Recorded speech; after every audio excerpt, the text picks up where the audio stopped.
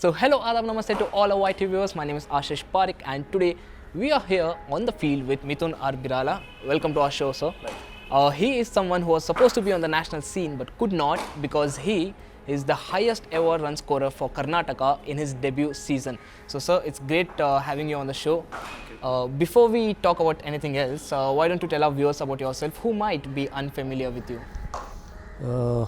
I don't know where to start actually because it shouldn't look like I'm blowing my own trumpet. But yeah, I am a former Ranji Trophy cricketer and I very proudly represented Karnataka. And just now I'm a qualified Cricket Australia Level 2 coach.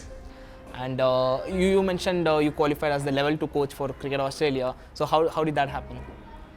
So I completed my Level 1 when it was conducted by the BCCI in Hyderabad in the year 2010. Okay. And earlier this year I went to Australia and that's how I got my certification about a month back. And how many levels does this exactly have? There are three. 3 levels. In India and in Australia there are 3 levels. Okay. And what do you have to do to get into that 3rd level? I need to coach for a couple of years at least, get that experience, and that's when I qualified to go on to level 3. All right, we're talking about his coaching. Let's just go back in time a bit and talk about your earlier life. So when did you take, pick up bat seriously?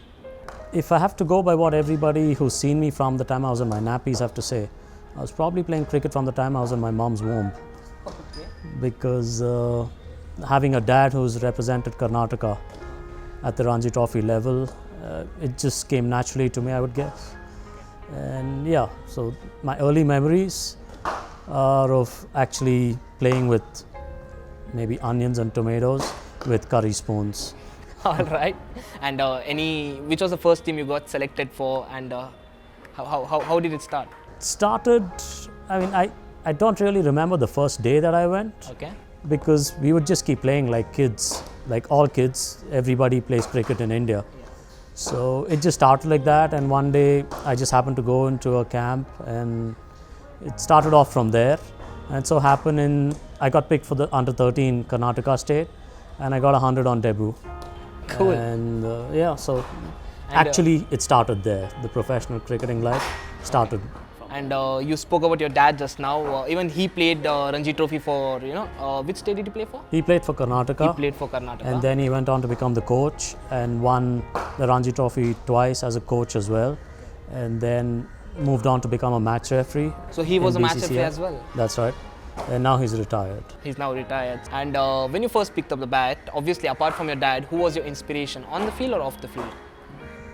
I didn't have to look beyond my dad, to be honest, because he was good well into his late 40s as well. And a lot of people felt he should have played a much higher grade of cricket than he eventually ended up playing. So I didn't really, of course, I had access to a lot of test players and I could always pick their brains. People like Mr. G.R. Vishwanath, Mr. Roger Binney, Mr. Syed Kirmani, Mr. Raghuram Bhatt, they were all with the State Bank of India where my dad was working also. And so, I had access to all these people. So I never really was inspired by any of them because honestly, I didn't really need to go beyond my dad. And it was just the way it was. It was in my genes, so I just took to it naturally, I would guess. And eventually, even you went on to play, the Ranji Trophy for Karnataka. A lot of people have this assumption wherein they think, a cricketer's son has an easy way into the team as well. So, what do you have to say about that? Yeah, please get that off your head. At least as far as I'm concerned, it was far from that. I think I was the first player to represent Karnataka whose dad has also played for Karnataka. Okay. I'm guessing, I could be wrong, but I think I was the first one. Yeah, I think so, because even Stuart Binney played after you. Yes, Stuart played much later, Udit played much later, and yeah, I don't think anybody else has played. There's a fun fact for everyone. Okay. Yeah, so I did get into the squad after I was the highest run getter in the state juniors. Okay. And my dad was the coach then, so that made... The Karnataka Ranji team, okay. So that did get a lot of people talking, and it wasn't very pleasant, to be honest. But what a lot of people don't know is he didn't make me play for an entire year. I was on the bench for the entire season and it wasn't fun. You got selected for the Karnataka Ranji team and you sat on bench for an entire year. Yeah. And your dad was the coach. My dad was the coach. So So that should squash any assumptions that people have that it's easy for. It's never easy. I mean, there's two sides to every coin, but it's never easy. They think that just because your dad is there, it's going to be a cakewalk. It wasn't. And I didn't make my Ranji Trophy debut till I got a double hundred against Goa, again in a state juniors game. Then I guess he didn't have a choice but to make me play. But yeah, so it's far from easy. It's how you want to look at it. Probably even tougher than normal. It is a lot tougher because I always had to do that much more. And if somebody else had to score just a 50 to get in, I had to score 100. And which is what exactly happened. And 100 wasn't enough. I had to get a double 100 in a state game. And it was only after that that I made my Ranji Trophy debut. And then the following year, you went on to become the highest ever run scorer for Karnataka in his debut season. And that record, for your information, is still intact after about 16, 17 years? Yeah, this is the 17th year now. So how does that feel looking upon on that time? It feels great. I didn't know about it till a few years back. I'd broken the record of J. Arun Kumar, who was, as explosive as anybody could be in Karnataka at least, if not in the whole of India. That was a very, very brilliant season that I had. It was fun. It was really great to, actually come about and do all this, create such records. Of course, like I told you, I didn't know about it till a few years back. And it's nice to see the record still there, but I am actually surprised that it's still intact, because Karnataka has produced a lot of batsmen who are more than capable of getting 600 plus runs. Of course, there have been guys who got 800 and 900 and 1000 runs in a season, but I don't know, for better or worse, they didn't get it in their debut season. That's why it's still in my name. All right, he was talking about that being fun. Of course, it was not as much fun for the bowlers as much as it was for you. And yeah, of course, the bowlers would have had nightmares about him. Even you averaged above 50, I believe, for that. Right, yeah. And then what happened to your career after that? How did things go about? Obviously, things didn't go as per plan, and I didn't get runs the way I would have liked to in a couple of seasons, following which I was dropped, and then I made a comeback later. So, it was a roller coaster after that. I never had the season that I had as I started off. So it must have been tough to make a comeback and produce the kind of, because once you score those amount of runs in your debut, of course the expectations are high. So did you think that was any factor in your following seasons which dropped your performances? Not really. Usually at times, when you have such a good season, you ride on that confidence and it can actually, propel you to greater heights. But on the flip side of it, it can even, bring you down a bit. It can bring you down, which is what happened. But, all in all, it just kind of balanced out later on, I'm guessing. And speaking about your Ranji, debut season, so who was playing alongside you in that season who actually went on to represent India? Actually, that year, I don't think anybody went on to play for India. So you were the best that season? Yes. And you, of course, would have ringed a few alarms in, the national selectors' cabin. Yeah, I did get to hear about it from outsiders and from a couple of selectors who did tell me that they were talking about me. But what didn't help was I didn't capitalize on the start that I got. And I was fighting for a spot with guys who had already played for India. So it was always going to be that much more tougher. Now let's touch upon a point which is rather unexplored. Everyone knows about it, but it's rather unexplored. It's the politics that comes with cricket. So what's your take on it? Is it prevalent as much as people think, or is it just exaggerated by the media? I don't know what people think, to be honest, but no, people think it's really tough for any cricketer to get into the side, even after good performances, unless he's politically motivated on stuff like that. Look, it's India. There is going to be politics. That probably no answers matter your question to a big extent. Yeah, but the fact of the matter is, in a country of over 1 billion, it takes 15 guys to make up a team. So you have to be extremely lucky. It's not enough if you're just talented. There are dime a dozen players who are ready to play for India. But it's just that, like take for example, in a squad of 15, so there are certainties like an MS Dhoni, a Virat Kohli, an Ajinkya Rahane. So, if you're looking to compete with any of these guys, and these are established guys, Ashwin, Jadeja, so the list is endless. So you need to be scoring runs. As a batsman, you need to be scoring runs when the guys in the Indian team are flopping. And as an opening batsman, you are competing with at least 40 guys at any point of time. And all 40 guys This need number to be... sounds scary to me actually. Yeah, I mean, it is, there's a lot of luck involved. And a lot of people don't talk about it, but there is a lot of luck involved because you need to be scoring runs when the guy there is flopping, and you need to be scoring more runs than all your other competitors. You're looking at one spot among, say, 30, 40 people. And that again is when he is flopping, because you're not going to get in when he's doing well. So the odds of that happening are, well, I'd say it's pretty much stacked against you, but you just can't let that get to you because you never know. Having said that, you never know when your time is going to come. Yeah. You Now, can never tell. speaking on talent, any player, talent takes them up to a certain extent. But after that, it's the hard work and the determination that they put in that, makes them into a successful cricketer or whichever sport it is.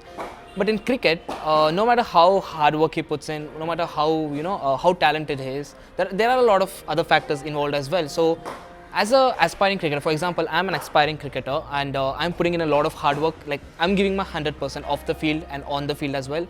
What else do I need to get into the team, get into the Indian team to be particular? You need to be lucky, Lucky. extremely lucky.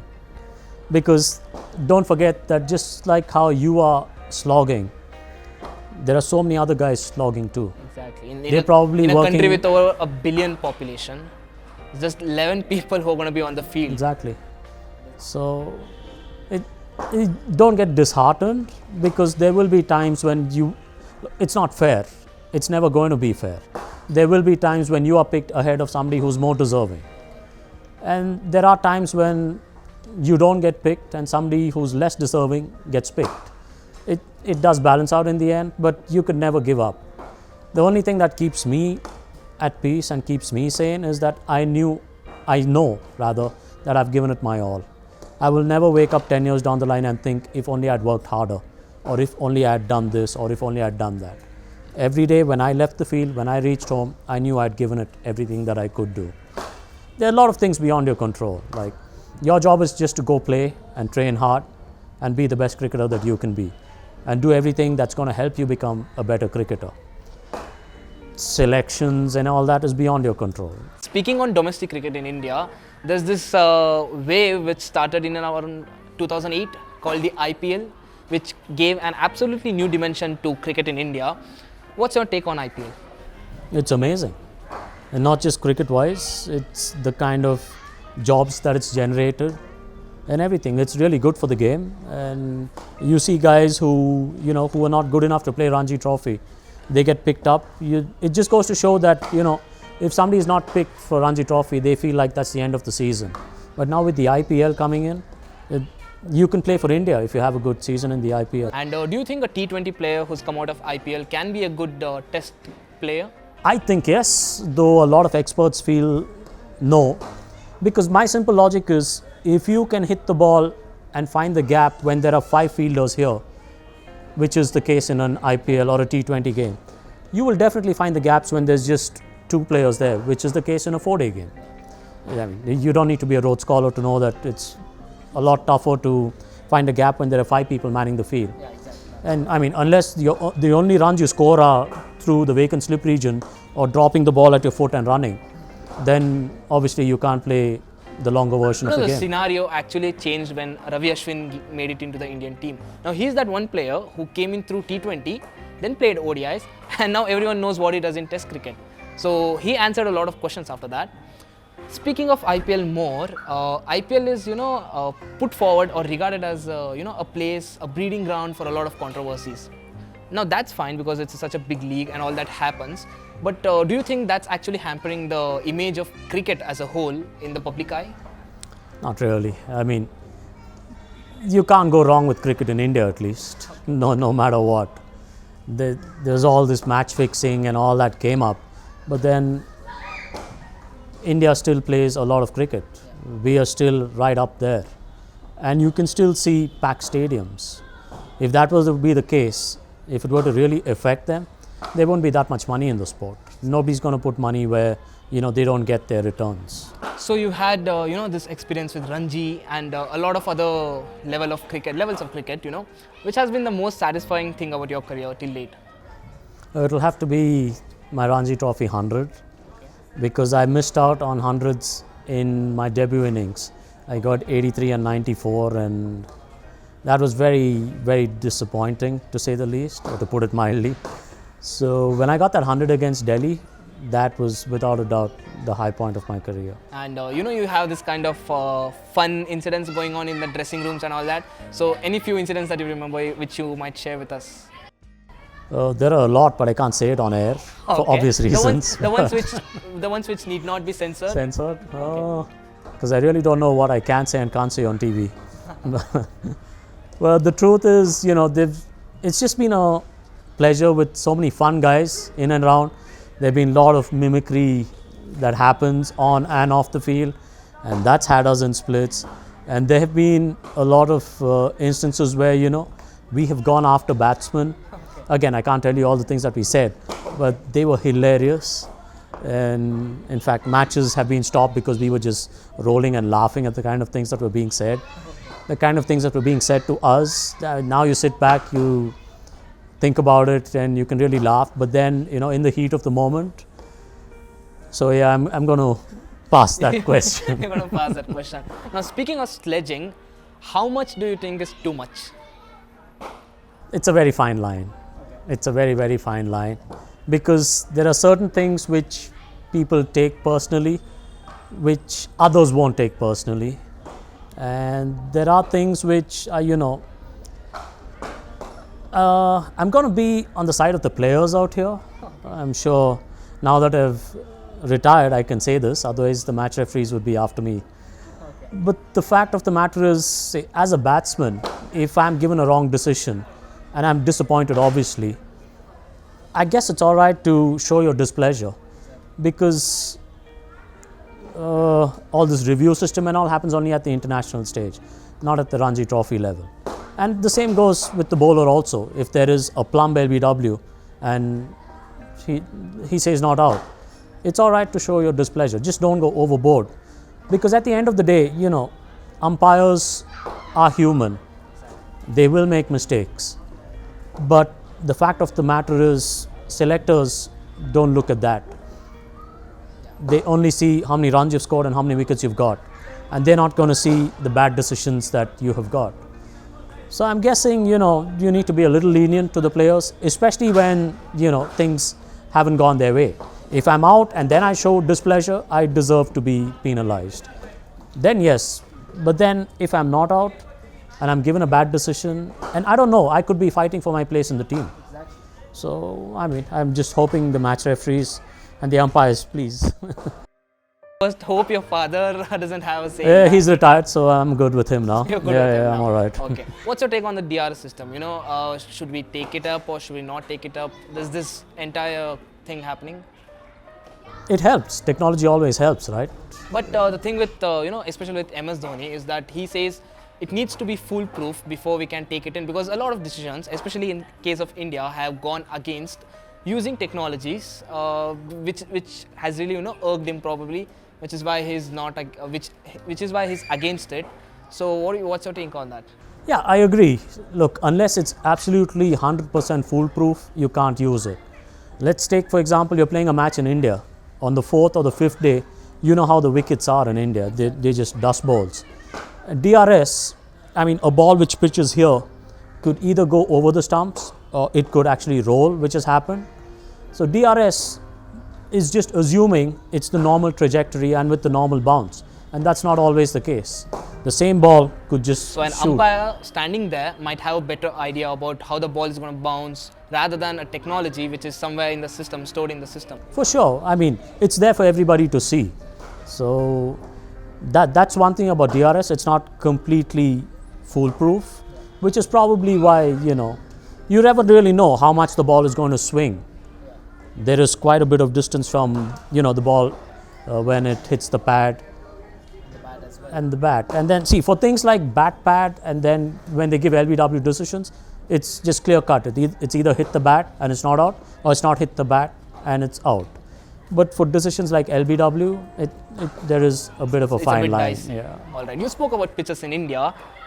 Home advantage is what the defense is right now. So when it comes to India, everyone, other countries complain that the pitches, aren't that great. They just deteriorate after the third day, and on the fourth and the fifth day, it's absolute chaos because the matches usually end on the fourth day or the third day itself.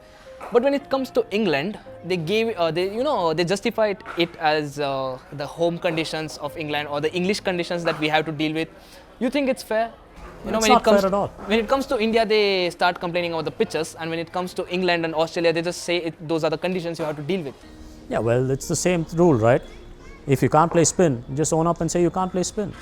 We don't complain. You don't give us spinning tracks when we come to Australia or to England. There's a reason it's called home advantage. Exactly. So we use it. And if we have better spinners, it's not our fault. But then there's a lot of hue and cry about it. Yeah, I mean, it's always going to be there. We don't go to England and complain about seaming tracks. Exactly. We don't go to Australia and say, oh, we lost because the wickets are too bouncy. You just adapt to the conditions. And if you are an international cricketer, you need to be able to play in all kinds of situations. If you're only going to play as per your advantage, and then everybody's a king in his own backyard, right? Exactly, that's true as well. Now, speaking of the English conditions and all that, a fast bowler usually benefits from all those conditions. I mean, the bounce in Australia is very good for the bowlers, and the swing in England as well, it's very good for the bowlers. India is a country of over 1 billion population. Don't you think we can at least produce a bowler who can utilize those conditions, and then the home condition which England enjoys can be negated? Because look, to be frank, we have good spinners, but we don't have bowlers who can, bowl deliveries at 145 plus regularly with good swing and seam as well. So don't you think with a population like that, we should be able to find bowlers who can do that? It's not so much a population thing because it's in the genes. You see Pakistan, they just keep churning them out by the dozen. It's just that, we produce better spinners, we produce better batsmen. These are countries who have lesser population. For example, Australia has 20 million population, whereas India has about 1.2 billion. Yet they produce quality batsmen as well as good fast bowlers. And, manageable spinners as well. What's the problem? What is the problem, do you think, with the Indian conditions, Indian people? Yeah, well, if you ask me a question like that, I can only say population has nothing to do with it. You need only 11 people. So whether you're a country of 1 billion or 20 million or even 100, all it takes is 11 people to get onto the field. It's more so in the genes, and also you look at the wickets. I mean, here when the wickets are flat, you'll naturally have more guys who would like to utilize the wickets. Then I'm guessing that is why. Being a batsman, I'm actually the wrong person to talk about bowlers. But it's not so much, Australia, the level of cricket, the first class level is a lot higher than it is in India. And what helps now is because of the IPL, a lot of Indian players are playing guys who, bowl at speeds of 140 and 150, which wasn't the case when I made my debut. I would always play against guys who are aspiring to be in the Indian team. I would never play against guys who were already in the Indian team, except of course when in the nets, I had virtually the Indian team bowling to me. I had Srinath, Venkatesh Prasad, Anil Kumble, Sunil Joshi, David Johnson, Doda Ganesh. I had all these guys bowling to me in the net. Then even you played with Ajinkya Rahane, Rohit Sharma and players like that. So who are the players, who you have played with who have gone on to become, great batsmen or great bowlers for India? Oh, there are a lot of guys. I mean, some of them are the guys who you just mentioned. And then, of course, from you opened Karnataka. with Ajinkya Rahane as well. That's right. This was for a company. I used to work for a company in Bombay. Okay. And we used to open together. And I learned quite a bit from, just watching these guys. Ajinkya I think he had just made his debut for India. Okay. And there was Wasim Jaffer, who I used to open with it before that. Then Cheteshwar Pujara, Rohit Sharma. So they were fun times. So we talked about all the changes that cricket has gone through after IPL and all of that. And now speaking about the changes, there are a lot of changes that people are making to Test cricket. Now that has its own reasons. They say it's to commercialize the sport because, of course, without commercialization, no sport is successful. But there are a lot of opinions against it as well. They say that is the purest form of cricket, Test cricket. When you have day-night versions of it, when you played with pink ball and all, that hampers the quality of cricket. And even for a avid viewer, that doesn't really suit well. So, do you think those changes are reliable, or they help in commercialization? It definitely does. See, the reason, I mean, one of the reasons is because the stands are kind of empty when it comes to Test cricket. And of course, everybody's got a job. Nobody's going to, I mean, there are some crazy guys, but not everybody's going to give up their work to come and watch the Indian team play during the day. So with the advent of day and night cricket, you do miss out on a bit of action, but you don't miss out on too much of it. And it helps. I mean, like you said, it's all about commercialization, and unless you have people who buy tickets and come and watch the game, how are you going to afford to pay the players? It's all about bringing the crowds back in, and you need to keep inventing. Nobody even dreamt of 2020 cricket, say about 15, 20 years back. And that was when, one day cricket was at its peak, you had guys like Sana Jasura coming and smashing the ball to all parts of the ground in the first 15 overs. And that brought about a change. And then after that, there was a lull till the 40th over.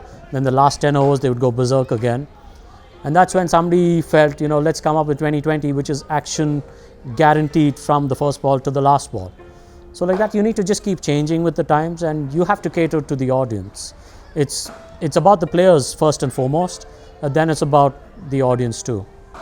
So it's fine. And especially after T20 came in, there has been this imbalance between bat and ball.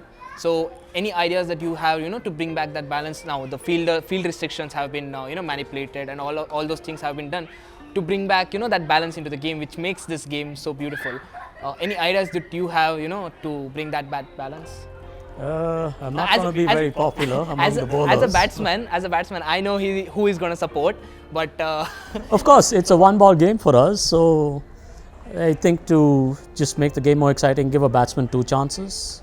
Okay. A bowler's got 6 balls in an over to get you out, so give us batsmen 2 chances, make the game more interesting. So let's face it, in a 2020 game, you're here, you come to watch 4s and 6s. You're not exactly coming to see a team get all out for 50 or 60. So it's never going to happen, I know that for sure. But since you asked me, this is my bright idea. Yeah, this actually makes sense as well when we think a bowler has 6 deliveries in an over and a batsman has just 1 chance. Now a bowler can bowl a bad ball and then come back and bowl a good ball and get the batsman out. But once the batsman doesn't play well and get out, he's gone. So your argument actually makes sense to a lot of viewers. I wish you become one of the administrators who can change the rules of the game. Sure, I hope so, because the batting is what everyone pays to watch. The 4s and the 6s. No one comes out to see the good swing, turning tracks and all of that. They do, but Yeah, not the masses. Not the masses. Now, in this game of sports, or this movie of sports, or should we call it, in this arena of sports, cricket has always been looked upon as an antagonist, which grabs in all the limelight, all the money, all the people and everything. So what do you think, is it right that cricket is grabbing so much attention, whereas other sports, even though they're picking up now, they are being neglected so much? Well, who do you blame? The public, probably. Exactly. If people choose to go and watch a cricket match, it's just the choice that they're making. So I see a lot of people, and I've also heard a lot of people come and say, you cricketers get all the attention, this, that and all. They actually say that. They have actually said it. And you can't blame them because they are speaking the truth. But just answer one simple question. Would you put your money where you get interest of 10% or 5%? That's the fact as well. So obviously sponsors are going to go where they get more mileage. You can't blame the cricketer and you can't blame the sponsor either. If there is more crowd going to, say, a kabaddi or a football game, then obviously the sponsors are going to come in because, let's face it, at the end of the day, it is a business for them. For us, it's a sport, it's a way of life, but for the guys who are bringing in the money, it's a business. They will put their money only where they will get maximum benefits, where they get maximum mileage. If you have 10 guys watching a I'm scared to say which sport because I don't know who's going to come and take sport, me up. any sport. Yeah, any other sport. If you have 10 guys watching it and you have 100 guys watching a cricket match, the sponsors are going to go where there are 100 guys. So please don't hate the cricketers. We're just playing a game that we like. And it's sad that it's only in India that's the case, because a very close friend of mine represented Canada in the World Cup, which was held here in India, and he actually had to come on loss of pay. Now, he's not going to go and complain that the Canadian hockey, the ice hockey team or the baseball team gets all the money and he doesn't. He's just good in the game he plays, and that's what it is. Indian cricketers are making all the money now, and for good reason. For guys who work in public sector companies, you have a life up to 60 and you get your pension after that. A cricketer's life he's got a very short span. So let him make the money while he can. Now with all this money coming in, even the BCCI now is called, the powerhouse of world cricket, because the amount of revenue that it generates is humongous. I mean, I read somewhere that it's about 70% of the international cricket's revenue that BCCI alone generates. Do you think that has brought about an improvement in the quality of the infrastructure provided, or is it still the same or thereabouts? Definitely, there is a huge difference. You see all this money which the BCCI has earned, they're like pumping it back into the games. You see all these new stadiums that have come up, the comfort for the spectators. I remember when I was 15, 16, for an international game, there were only a few seats which had permanent seating. Everything else was chairs bought on hire. It was these plastic chairs. Now you go to see any of these top stadiums across the country, they all have these bucket seats and spectator comfort is taken care of and everything. And it's so much better for the game. I mean, people have access to, nowadays there are actually qualified people who are traveling with even the junior teams, which wasn't the case with even the Ranji team when I made my debut. We just had one person who doubled up as a physio and a trainer and everything. Now in the support staff, the number is close to the number of guys who actually get onto the field. It's a highly specialized thing now, and there are professionals brought in to every field, which is great for the game. Also, there are a lot of, for this commercialization, there are a lot of leagues cropping up, from every part of the country. Do you think that hampers the quality of cricket? I mean, for a cricketer, if he's brought up into the test scenario as a kid and then pumped into the T20 or put into T20, he can adjust probably, because he knows the shot, he knows his game, he can adjust probably. But a kid who's, brought up in that T20 atmosphere or any short format atmosphere, do you think it's hard, it actually affects his skills as he grows up and comes and represents India? It definitely will, because the kind of strokes that you play in a T20 match will not work for you in a test match. Not all, but I'm talking about those fancy dil scoops and all those crazy shots that they play. Yeah, and switch hit still. These are all legal strokes. There's nothing wrong about it, but and they require talent as well. Yeah, of course. Not everybody can play that dil scoop. If you think it's easy, just think about the fact that that ball coming at 100 miles an hour could actually smash into your face. Exactly. So it requires a lot of guts and it requires a special skill set. But having said that, if you get out playing that stroke in a T20 match, you may be forgiven. But you're never going to be forgiven if you do that in a test match, for sure.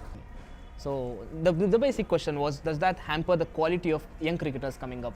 Because they, are now earlier, as even you might relate to that, as a kid you used to watch cricket on TV. Those used to be 60-over matches at least, or even the Ranji Trophy matches or the Test matches. Nowadays, what kids watch is the IPL. I mean, the strokes that you're talking about, the cover drives, the straight drives, and all that.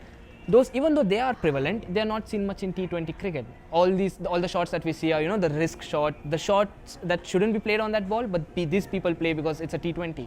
And the young kids who are watching, that they might think that that's the right shot for that, and that might hamper the cricketing brains. Yeah, I wouldn't agree with that when you say, it's not the right stroke to play for that ball.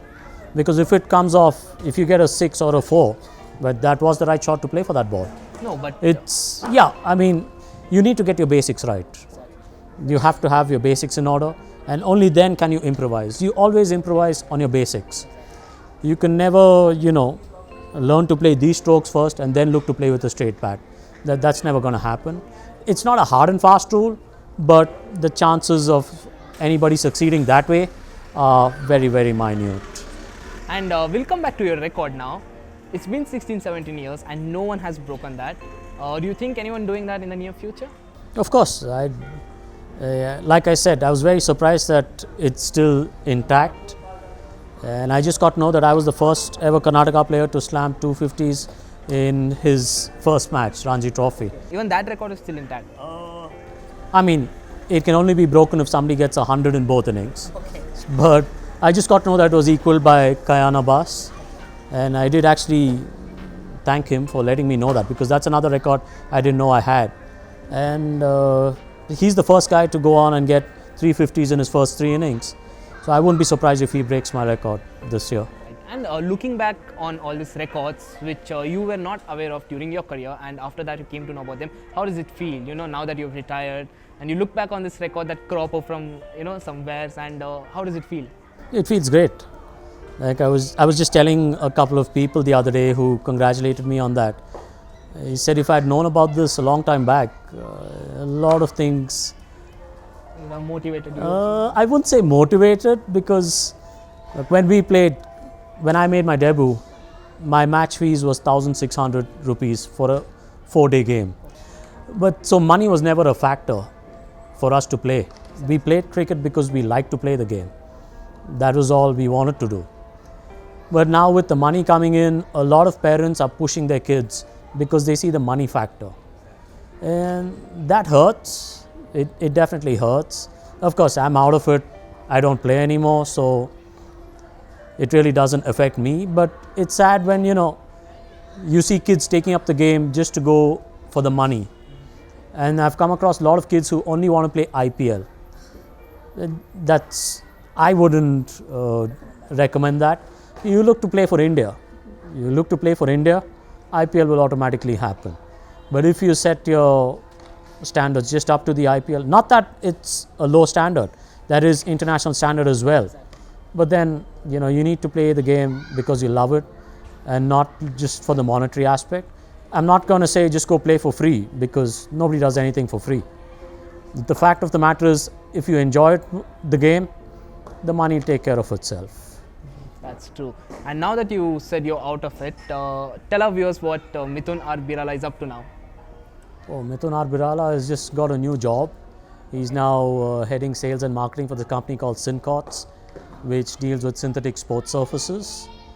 And yeah, I'm quite enjoying it. It's a new role and exciting because it's something that I've never done before. And it helps that it's connected with sports.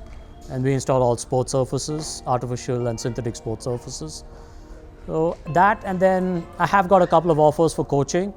But because of this new role, I have given it a bit of a break, and I'll get into it once I settle into this job.